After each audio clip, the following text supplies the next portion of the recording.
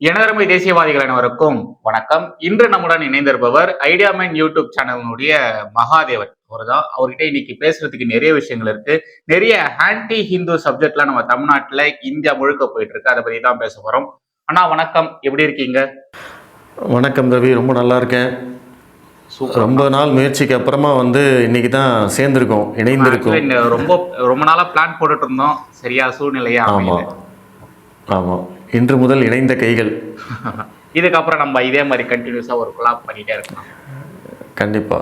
இந்த ஆன்டி ஹிந்து பத்தி பார்க்க போறோம். இங்க போயிட்டு இருக்கக்கூடிய பாலிடிக்ஸ் பத்தி பார்க்க போறோம். ஃபர்ஸ்ட் நீங்க என்ன சொல்ல விரும்புறீங்கன்னா? இல்லை, முதல்ல நேற்று சன் டிவியில் ஒரு விவாத நிகழ்ச்சி நடந்தது. அது எத்தனை பேர் பார்த்தாங்கன்னு தெரியல. நீங்கள் அதை பார்த்தீங்களா? இல்லைங்களா, சன் டிவி சன் நியூஸுங்களா? சன் நியூஸில். Okay okay. நான் வீட்டில் டிவியே இல்லைண்ணா, டிவியை பார்க்குறது டிவியே இல்லை. ஆமாம், நான் மானிட்டராக மாற்றி வச்சுருக்கேன். ஓகே. ஆக்சுவலாக நானும் டிவி பார்க்குறது இல்லை, யூடியூப்பில் இதெல்லாம் கண்ணில் படும் அப்படிங்கிறதுனால அதில் பார்த்தேன். Okay okay okay. காலையில் ஜஸ்ட்டு அந்த வீடியோவை பார்த்த உடனே பயங்கர டென்ஷன் ஆயிடுச்சு. இது டிபேட் ஷோ. அந்த வீடியோ டிபேட் ஷோவா?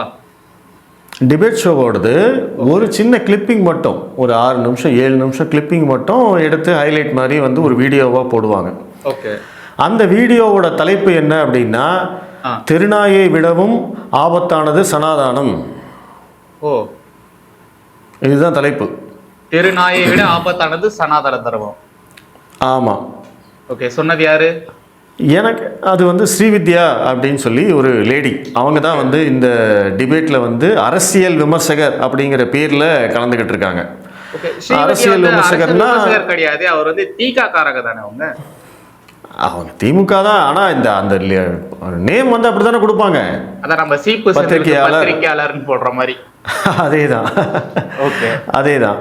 எனக்கு அது பார்த்தோன்னே என்னடா இது இவ்வளோ தைரியமாக இந்த மாதிரி ஒரு தலைப்பு வச்சுருக்காங்களே அப்படின்னு சொல்லி அது போய் பார்த்தேன். ஒருவேளை இந்த மாதிரி டாப்பிக்கே எதுவுமே இல்லையே, சனாதனத்தை பற்றி பேசுகிறதுக்கு ட்ரெண்டிங்கான விஷயம் எதுவுமே இல்லை.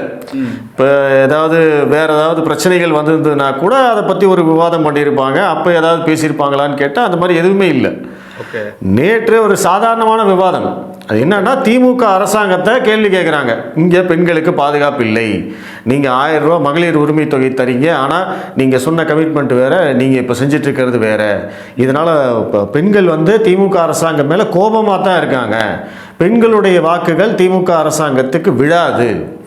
அது போக டாஸ்மாகில் இந்த மதுபான விற்பனையினால் பெண்கள் எல்லாம் பாதிக்கப்பட்டிருக்காங்க. கணவரை இழந்த பெண்கள் தமிழகத்திலே அதிகமாக இருக்காங்க. இதுதான் டாக்கிங் பாயிண்ட்ஸ். ஓகே. இந்த பாயிண்ட்ஸில் சனாதனம் எங்கிருந்து வருது? ஓகே, நீங்களே சொல்லுங்கள், எப்படி ரிலேட் பண்ண முடியும்னு சொல்லுங்கள் பார்க்கலாம். ஏன் அவங்க பேசுகிறதுக்கு எதுவும் கண்டென்ட் இல்லையா, பாயிண்ட் இல்லையா?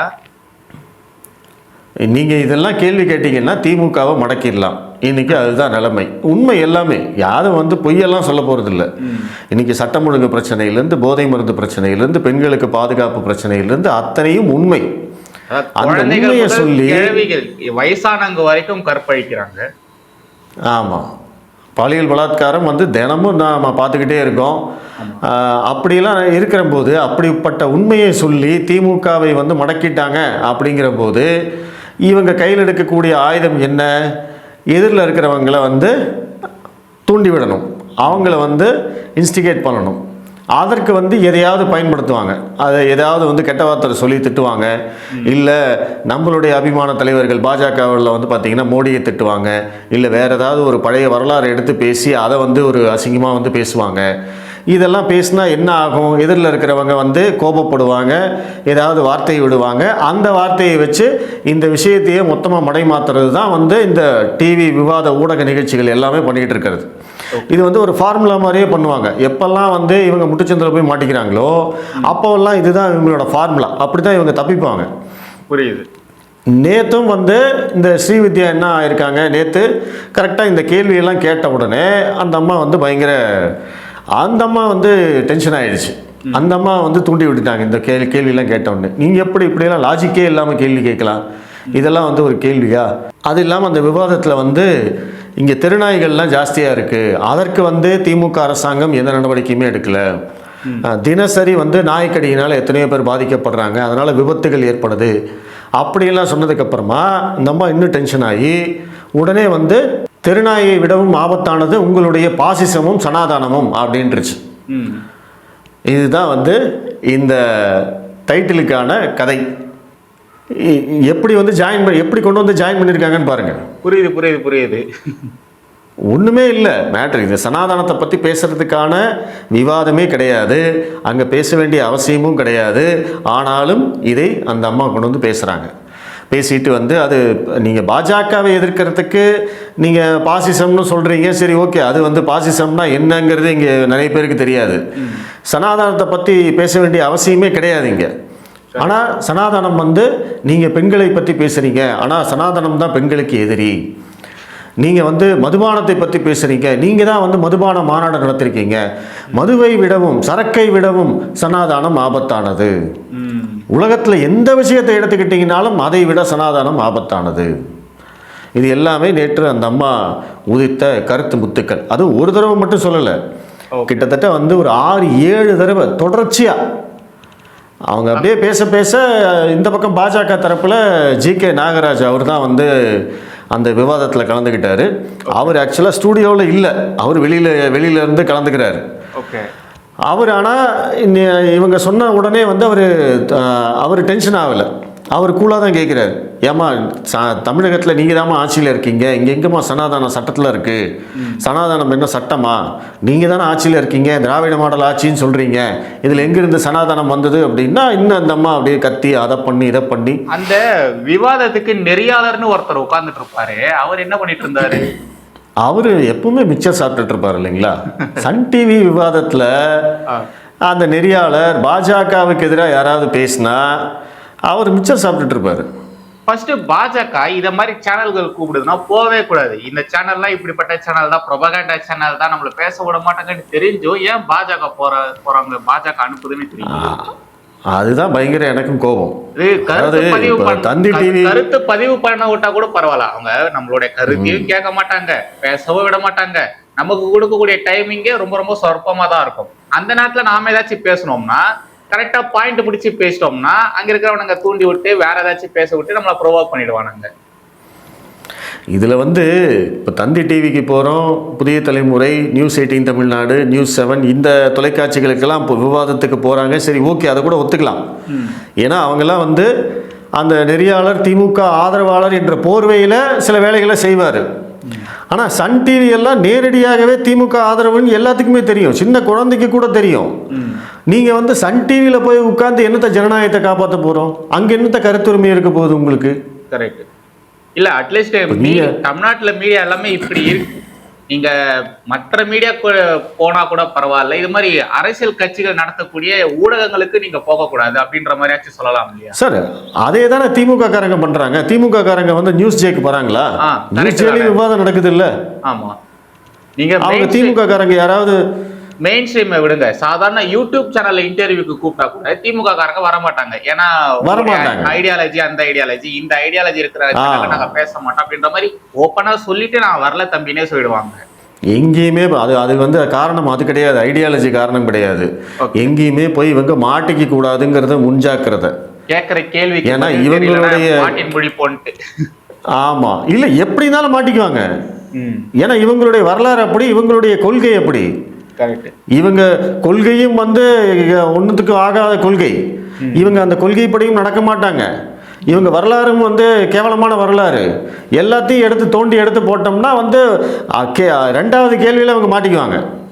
அதனால தான் பார்த்தீங்கன்னா எந்த யூடியூப் சேனல்லையும், அதாவது எதிர் தரப்பு யூடியூப் சேனலில் போய் இவங்க உட்காரவே மாட்டாங்க. புரியுது.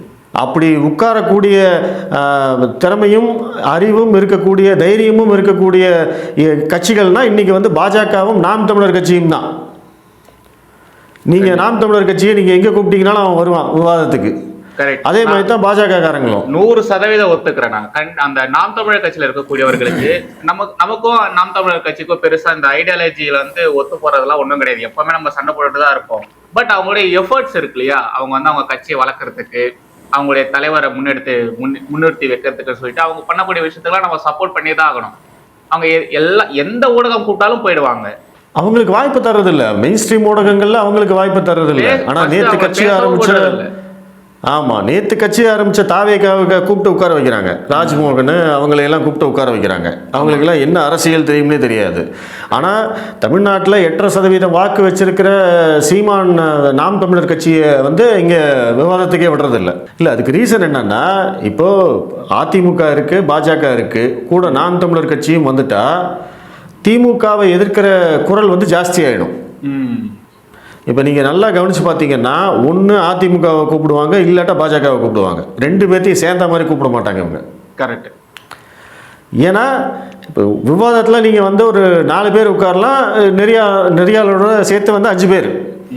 அப்போ ஏற்கனவே இங்கே எப்படி இருக்குது, திமுக காரங்க ஒருத்தர், காங்கிரஸ் இல்லாட்ட விசிகா 2 பேர், அதுக்கப்புறம் பத்திரிகையாளர்னு ஒருத்தர், அவரும் திமுக சொம்பு, அதுக்கப்புறம் நெறியாளர், அவரும் திமுக சொம்பு, 4 பேர் ஆச்சு. இந்த பக்கம் வந்து கூட்டிட்டு வருவாங்க வேற. ஆமாம், இந்த பக்கம் வந்து பார்த்தீங்கன்னா ஒருத்தரோ 2 பேரோ பாஜக ப்ளஸ் இன்னொரு பத்திரிகையாளர்னு யாரையாவது வந்து கூப்பிட்டு உட்கார வைப்பாங்க. அப்போ ஆல்ரெடி வந்து பார்த்தீங்கன்னா 4:2 ஆயிடும், 4:1 இப்படித்தான் வந்து ரேஷியோ. ஆமாம், இந்த விவாதம் நடக்கிறது எல்லாமே இப்படி தான் நடக்கும். இதுவே வந்து நீங்கள் அதிமுகவையும் நாம் தமிழர் கட்சியும் கூப்பிட்டீங்கன்னா இங்கே பேலன்ஸ் ஆகிடும், இந்த பக்கம் ஜாஸ்தி ஆகிடும். திமுகவை எதிர்த்து பேசக்கூடியவர்கள் கிட்டத்தட்ட ஒரு 1/2 மணி நேரம் பேசுவாங்க. ஆமாம். ஆனால் இன்னைக்கு வந்து பாஜக எதிர்த்து பேசுகிறவங்க 1/2 மணி நேரம் 35 நிமிஷம் பேசுவாங்க. பாஜக ஆதரவு குரல் அதிகபட்சம் போனால் ஒரு 5லேருந்து 7 நிமிஷம் ஒதுக்கும், அவ்வளோதான். அதுக்கும் குறுக்க வந்துடுவாங்க. ஒரு காலத்துல எப்படி இருந்தது இந்த ஊடகம் அப்படின்றது, ஒரு காலத்துல பயங்கரமா இருந்தது, எல்லாருமே அவ்வளவு மதிப்பு மரியாதை வச்சிருந்தாங்க. பட் இப்போ பாருங்களேன், யாரும் இந்த ஊடகவாதிகளை மதிக்கிறதே இல்லை. எந்த ஒரு சேனல்ஸையும் ஜனங்க, அதுவும் முக்கியமா நியூஸ் சேனல்ஸா மக்கள் மதிக்கிறதே இல்லை, சுத்தமா மதிக்கிறது இல்லை இவங்களுடைய. அதனாலதான் பாஜகவுக்கும் அதான் சொல்றேன், பாஜகவுக்கும் அதுதான் சொல்கிறேன். பாஜக இந்த மாதிரி விவாதங்களில் வந்து இதை முறைப்படுத்தணும் அப்படின்னா முதல்ல வந்து அவங்கள புறக்கணிக்கணும்.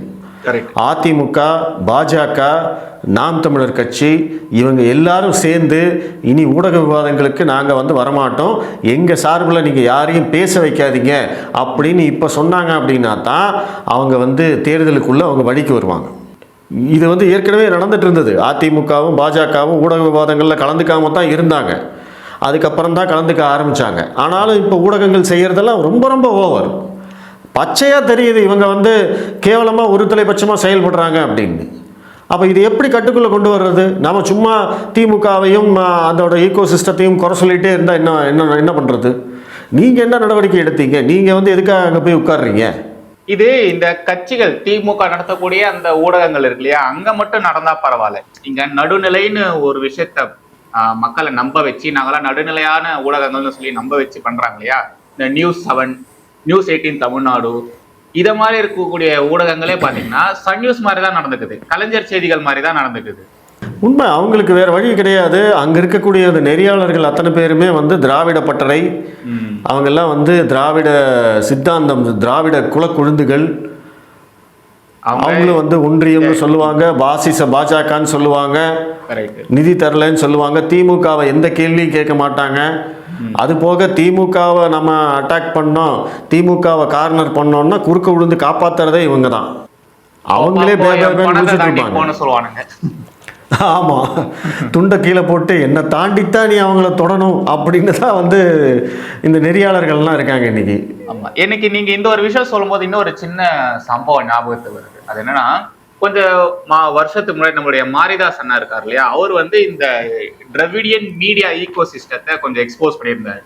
அதாவது இவங்களுக்குன்னு ஒரு ஆர்கனைசேஷன் இருக்கு, இந்த கம்யூனிஸ்ட் சித்தாந்த, திராவிட சித்தாந்த, இந்த மிஷினரிகளுடைய சித்தாந்தம், இது இருக்கக்கூடிய இந்த மீடியா ஊடகங்கள், அந்த மீடியா என்ன சொல்றது ஆர்கனைசேஷன் இருக்கு இல்லையா, அதுல இருந்து தான் இந்த மெயின்ஸ்ட்ரீம் ஊடகங்களுக்கு வரக்கூடிய நெறியாளர்கள், இந்த பத்திரிகையாளர்கள், இவனுங்க எல்லாருமே அங்க ட்ரெயின் ஆயிட்டு தான் வரானுங்க. ஆமா. ஸோ அவனுக்கு வந்து இந்த ஃபண்டமெண்டல் அவனுடைய அடிப்படையே பார்த்தீங்கன்னா திராவிட சித்தாந்தமா இருக்கு, கம்யூனிச சித்தாந்தமா இருக்கு. மேக்சிமம் கம்யூனிச சித்தாந்தம் இருக்கக்கூடிய ஊடகவாதிகள் தான் இங்க எல்லாருமே 99.9% எல்லாருமே கம்யூனிச சித்தாந்தம் உடையவர்கள் தான் இருக்காங்க. ஆமா, ஏன்னா இவங்க வளர்க்கப்படுறதே அப்படிதானே. செந்தில்வேல் அங்கிருந்து வருதானே, Senthilvel, Karthigai Xavier, Nelson Xavier, இவங்களெல்லாம் ரெட் பிக்ஸ்ல ஒருத்தர் இருக்காரு, பிலிக்ஸா, ஃபெலிக்ஸ். இவனுங்க எல்லாருமே ஒரே குட்டையில உருண மாட்டேங்க தானே? ஆமாம், எல்லாருமே அப்படிதான். சரி, இது வந்து திமுக வந்து ரொம்ப பர்ஃபெக்டாக இவங்களை எல்லாம் வந்து பிளான் பண்ணிட்டாங்க. இப்போது அவங்க அதுதான் பண்ணிகிட்டு இருக்காங்க. இப்போது வந்து அந்த மாணவர் பத்திரிகையாளர் அப்படி இப்படின்னு இப்போ இந்த விகடன் நடத்துகிற மாணவர் பத்திரிகையாளரில் வந்து தேர்வானவங்க மேக்சிமம் ஆளுங்க அவங்கெல்லாம் தான் வந்து இன்றைக்கி திமுகவுடைய ஊதுகுடலாக இருக்காங்க. அவங்க எல்லாருமே பார்த்தீங்க அப்படின்னா அந்த இடதுசாரி தத்துவத்தை அடிப்படையாக கொண்டவர்கள் தான். விகடனை வந்து மொத்தமாக வளைச்சு விகடன் மாணவ பத்திரிகை அப்படிங்கிறது ரொம்ப ரொம்ப பெரிய விஷயம். கிட்டத்தட்ட தமிழ்நாடு முழுவதும் அதுக்காக அப்ளை பண்ணுவாங்க. அது தேர்ந்தெடுக்கிறது 20 பேரோ 30 பேரோ அந்த மாதிரி தான். ஏன்னா நம்ம அந்த காலத்தில் விகடன்லாம் வந்து ரொம்ப விரும்பி படிச்சுட்டு இருந்த வாரம் முதல்ல வந்த உடனே போய் வாங்கி படிக்கிற பத்திரிகை அதெல்லாம் விகடன், ஆனந்த விகடன். அதில் வந்து இந்த மாணவ பத்திரிகையாளர் திட்டம் அப்படின்னு வரும்போது அது மிகப்பெரிய அளவில் பரபரப்பாக இருக்கும் அந்த டைமில். ஒரு நல்ல விஷயம் என்னன்னா, இந்த காலத்தில் அதாவது இந்த டிஜிட்டல் யுகத்தில் பார்த்தீங்கன்னா இவங்க எல்லாருமே நல்லா மாட்டிக்கிட்டாங்க, எக்ஸ்போஸ் ஆகிட்டாங்க. 2016க்கு அப்புறமா எப்போ நம்முடைய மோடிஜி இந்த ஜியோவை கொண்டு வந்தாரோ, ரொம்ப ரொம்ப கம்மி விலையில எல்லாருக்குமே இன்டர்நெட் கிடைக்கிற மாதிரி வசதி பண்ணி விட்டாரோ, அப்போதுலேருந்து இவனுங்க எல்லாருமே மாட்டிக்க ஆரம்பிச்சிட்டானுங்க. சரி, இவங்க வந்து இன்னைக்கு வந்து அதை பற்றிலாம் கவலைப்படக்கூடிய நிலைமையில் இல்லை. அதெல்லாம் தாண்டிட்டாங்க. யார் என்ன பண்ண முடியும் அப்படிங்கிற ரேஞ்சில் அவங்க போயிட்டாங்க. ஏன்னா இந்த அரசியலையெல்லாம் வந்து அதிமுக செஞ்சதும் இல்லை. அவங்க இப்போ ஊடகத்தை மிரட்டி அவங்க வந்து தனக்கு ஆதரவாக வந்து நியூஸ் போட சொல்லி அந்த மாதிரி அரசியல் எல்லாம் அதிமுக ஆளுங்கட்சியாக இருந்தபோது கூட அதை செஞ்சதே கிடையாது. ஆனால் இனி ஒரு தடவை அதிமுக ஆட்சி வந்தது அப்படின்னா அவங்களும் இதே தான் கையில் எடுப்பாங்க. அப்போ இவங்கெல்லாம் மாட்டிக்குவாங்க. கையில் எடுத்தா அப்போ இவங்களுக்கு வேற வழி இவங்க அது மாதிரி எடுப்பாங்க. இல்லை, கண்டிப்பாக எடுப்பாங்க. நெக்ஸ்ட் டைம் வந்தாங்கன்னா எடுப்பாங்க. ஏன்னா அப்போ அதெல்லாம் தெரியலல்ல. நீங்கள் மாரிதாஸ் வந்து நீங்கள் சொன்னீங்க இல்லையா, மாரிதாஸ் வந்து இவங்களையெல்லாம் எக்ஸ்போஸ் பண்ணாருன்னு. அன்னைக்கு வந்து செந்தில் வேலையை வந்து வேலையை விட்டு அனுப்புகிற போதும், நெல்சன் சேவியரை வந்து வேலையை விட்டு அனுப்புகிற போதும் பார்த்தீங்கன்னா ஒரு மிகப்பெரிய அவுட்ரேஜ் வந்தது. எப்படி வந்து மீடியாவை வந்து இவங்க இது பண்ணுறாங்க, அவர் எவ்வளோ ஒரு நடுநிலையான மீடியா பத்திரிகையாளர் அப்படி இப்படின்னு வந்து அவங்களுக்கு அவ்வளோ சப்போர்ட் பண்ணாங்க. இத்தனைக்கு ஈவன் நாம் தமிழர் கட்சியை சேர்ந்தவர்கள் எல்லாம் பார்த்தீங்கன்னா செந்தில்வேலுக்கும் நெல்சனுக்கும் பயங்கரமாக சப்போர்ட் பண்ணாங்க. ஆனால் அவங்கெல்லாம் இன்னைக்கு இவங்களை கழுவி ஊற்றிட்டு இருக்காங்க. அப்போது அன்னைக்கு மாரிதாஸ் சொன்னது சரியாயிடுச்சு இல்லை. அன்னைக்கு வந்து மாரிதாஸ் எல்லாரும் திட்டினாங்க. ஆனால் அன்னைக்கு மாரிதாஸ் சொன்னது தானே சரி. இன்னைக்கு வெளியில் வந்து செந்தில்வேல் என்ன பண்ணுறான், திமுக அண்டாங்கிறான் தன்னை.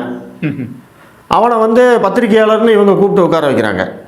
திமுக மேடைகளில் வேற பேசுகிறான். அதான் மேடையில் பேசி தான் நான் திமுக அண்டான்னா அதுவே அவனுக்கு பேர் ஆயிடுச்சு.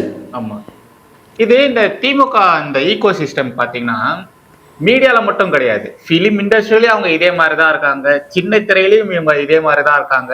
இன்ஃப்ளூயன்சர்ஸ், இந்த சோஷியல் மீடியாவில் இருக்கக்கூடிய இன்ஃப்ளூயன்சர்ஸையும் இவங்களுடைய கைவசம் வச்சிருக்காங்க. ஸோ எங்கெங்கெல்லாம் மக்கள்கிட்ட அதிகமாக எந்த ஊடகத்தில் இருக்கக்கூடியவர்கள் போய் சேர்றாங்களோ அவங்க எல்லாருமே இவங்களுடைய கட்டுப்பாட்டுக்குள்ள வச்சிருக்காங்க. அது வந்து ஒரு சிஸ்டமேட்டிக்காகவே அவங்க பண்ணியிருக்காங்க. ஆக்சுவலாக ஆஃப்டர் 2017 மோடி எதிர்ப்பு இங்கே வந்து ஒரு கட்டமைக்கப்பட்ட போது அவங்க வந்து ரொம்ப சிஸ்டமேட்டிக்காக பண்ணாங்க.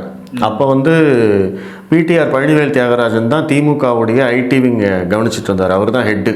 ஆமாம், அவர் வந்து ரொம்ப ரொம்ப பர்ஃபெக்டாக பிளான் பண்ணி எல்லாத்தையுமே வந்து அரவணைச்சு, இப்போ இன்றைக்கி வந்து நம்ம ரைட் விங் ஐடியாலஜி நம்ம பேசுகிறோம். நான் ஒரு பக்கம் கத்திக்கிட்டு இருப்பேன், நீங்கள் ஒரு பக்கம் கத்திக்கிட்டு இருப்பீங்க, ஃபேஸ்புக்கில் ஒருத்தர் எழுதிட்டு இருப்பார், ட்விட்டரில் ஒருத்தர் எழுதிட்டு இருப்பார், நம்ம எல்லாரும் ஆளுக்கு ஒரு திசையில் இருக்கோம். ஆனால் அதுவே நீங்கள் திமுகவை எடுத்துக்கிட்டீங்க அப்படின்னா யார் எங்கே திமுகவுக்கு ஆதரவாக பேசினாலும் அவனை உடனடியாக வந்து அந்த சிஸ்டத்துக்குள்ளே கொண்டு வந்துருவாங்க, அவனை அந்த சர்க்கிளில் கொண்டு வந்துருவாங்க. ஆமாம், இதை வந்து அவங்க ஆரம்பத்துலேருந்தே பண்ணாங்க. இதனால் என்ன ஆச்சு அப்படின்னா, இப்போ நம்ம சாதாரண ஒரு ஆள் இப்போ திடீர்னு வந்து என்ன கட்சியிலேருந்து ஒருத்தர் வந்து மேலிடத்துலேருந்து அவங்க வந்து என்னை கூப்பிட்டு என்னை வந்து பாராட்டி நல்லா எழுதுறீங்க தம்பி, நல்லா பண்ணுங்க அப்படின்னு சொன்னாங்கன்னா எனக்கு எப்படி இருக்கும்? ஒரு ஹியூமன் சைக்காலஜி.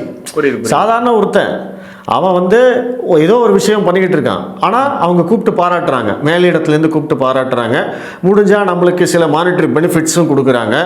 அப்படி இருக்கிறபோது நம்ம என்ன பண்ணுவோம், ஆஹா நம்மளை கவனிக்கிறாங்க அப்படின்னு சொல்லி இன்னும் அதிகமாக திமுகவுக்கு சப்போர்ட் பண்ண ஆரம்பிப்போம். அதுதான் வந்து இன்றைக்கி திமுகவை நடத்திக்கிட்டு இருக்கு. இப்போ நீங்கள் சொன்ன மாதிரி சோஷியல் மீடியா மொத்தத்தையும் வந்து அவங்க வளைச்சிட்டாங்க. அவங்க தான் ஃபஸ்ட்டு ஆரம்பித்தது.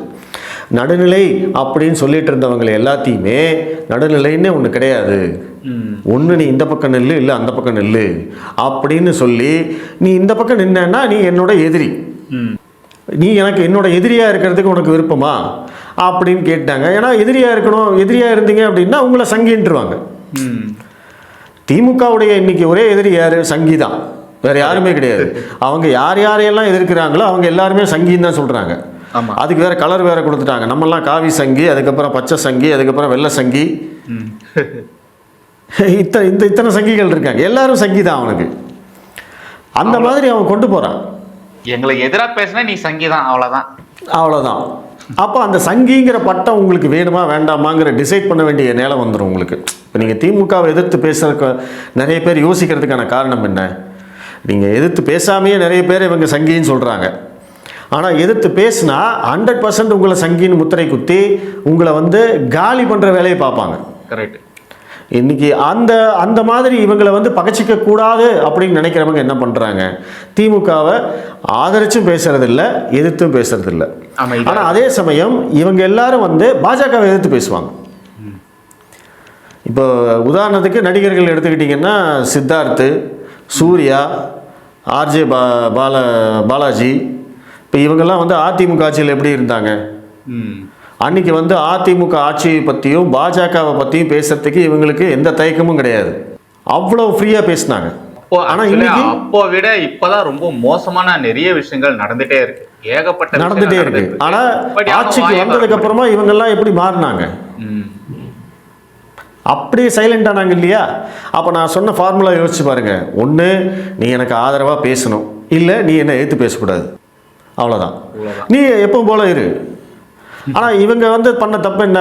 இவங்க இப்போ முன்னாடியே வந்து பார்த்தீங்கன்னா அதிமுகவுக்கும் பாஜகவுக்கும் ஆதரவாக பேசி அந்த ஆதரவை அப்படியே திமுக பக்கம் திருப்பி திமுக ஜெயிக்கிறதுக்கு வந்து மறைமுகமாக உதவி செய்தது இவங்கெல்லாம். கரெக்ட். இன்னைக்கு அதுதான் வந்து இன்னைக்கு சாதாரண மக்களுக்கு, மற்ற ரசிகர்களுக்கெல்லாம் கோபம். அன்னைக்கு நீ பேசுனியே, ஏன் இன்னைக்கு பேச மாட்டேங்கிற? அதான் சொல்லுவாங்களே, என்ன நடந்தாலும் அது நல்லதுக்கு தானே. இப்போ வந்து மக்களுக்கு அந்த ஒரு புரிதல் வந்துடுச்சு பாருங்க. இப்ப வந்து இந்த கூத்தாடிகளை யாரும் நம்புறதே இல்லை. கூத்தாடிகள் அவன் அப்படித்தான்ப்பா பேசுவான் சொல்லிட்டு போயிட்டே இருக்காங்களே. யாருமே அவனுங்க பேசுறதை சீரியஸா இன்னைக்கு வந்து சினிமால இருந்து வந்து யாரும் இன்ஃப்ளூயன்ஸ் பண்ண முடியாது. இன்னைக்கு இருக்கிற ஒரே இன்ஃப்ளூயன்சஸ் மேக்ஸிமம் வந்து இந்த சோஷியல் மீடியா இன்ஃப்ளூயன்சஸ் தான்.